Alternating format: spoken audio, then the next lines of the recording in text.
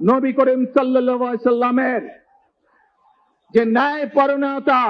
সেই ন্যায়পরায়ণতার আলোকে আমরা দেশ পরিচালনার সর্বোচ্চ চেষ্টা করব। আসুন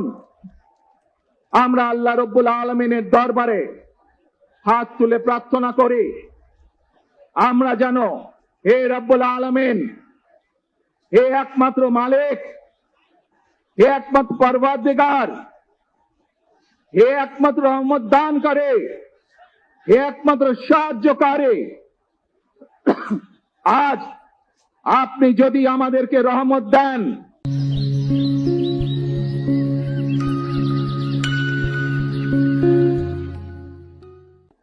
তাহলে আমরা এই দেশের মানুষ কঠোর পরিশ্রম করার মাধ্যমে আমাদের প্রত্যাশিত বাংলাদেশকে গড়ে তুলতে পারবো। আজ যদি আল্লাহর রহমত